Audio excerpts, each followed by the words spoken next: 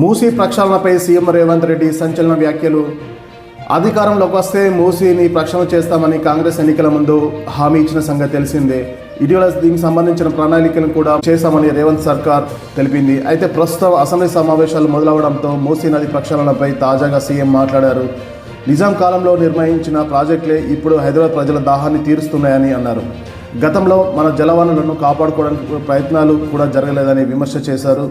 గతంలో జల వనరులను కలుషితం చేసి భూ కబ్జాలతో ఫామ్ హౌస్లు కట్టుకున్నారని, వాటికి సంబంధించిన డ్రైనేజీలను జంట జలాశయాల్లో కలిపేశారు. మేము అధికారంలోకి వచ్చాక నిందితులపై కఠిన చర్యలు తీసుకున్నాం, డ్రైనేజీలను కూలగొట్టాం, కాకతీయుల నుంచి నిజాంల వరకు నిర్మించిన నదీ పరివాహక ప్రాంతాల్లోని ప్రాజెక్టులను నిర్మించారు.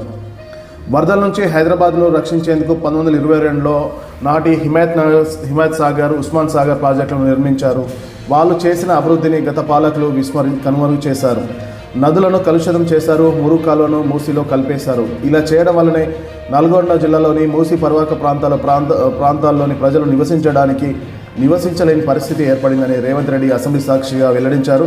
అందుకే మూసీ సుందరీకరణపై మేము అధ్యయనం చేశాం. ఏడాది మొత్తం మూసీలో నీళ్లు ప్రవహించేలా ప్లాన్ చేశామని, మూసీ ప్రక్షాళన కోసం గ్లోబల్ లెవెల్లో టెండర్లు కూడా పిలిచాం.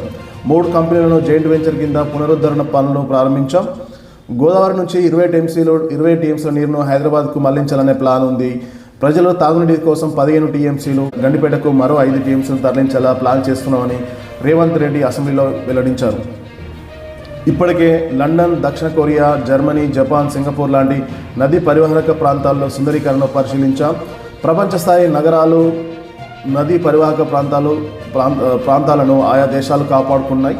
వాటిని వ్యాపార కేంద్రాలుగా మార్చేశాయి. దీనివల్ల ఆర్థిక వ్యవస్థ మరింత బలోపేతానికి వస్తాయని, ఆ విధంగానే కృషి చేస్తున్నామని సీఎం రేవంత్ రెడ్డి అసెంబ్లీలో వెల్లడించారు. గుజరాత్లో ఉన్న సబర్మతి నదిని అభివృద్ధి చేసేందుకు 60,000 కుటుంబాలను వేరే ప్రాంతానికి తరలించారు.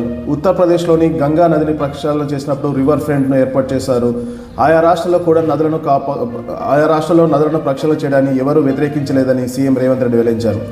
మూసీ పరివాహకంలో గురుద్వార్, మసీదు, చర్చలు నిర్మించి మత సామరస్యాన్ని చాటుతామని, డిపిఆర్ సిద్ధమయ్యాక సలహాలు, సూచనలు తీసుకుంటాం.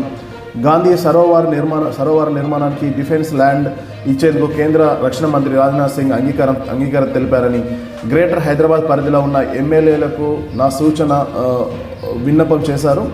నియోజకవర్గాల్లో ఎలాంటి అభివృద్ధి కావాలనేది మీరే నిర్ణయించుకోండి.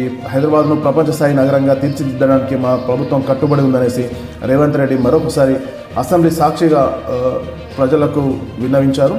డిపిఆర్ సిద్ధమయ్యాక ఎమ్మెల్యేలందరికీ కూడా పవర్ పాయింట్ ప్రజెంటేషన్ ఇచ్చి వారి సలహాలు, సూచనలు తీసుకుంటామని సీఎం రేవంత్ రెడ్డి వివరించారు.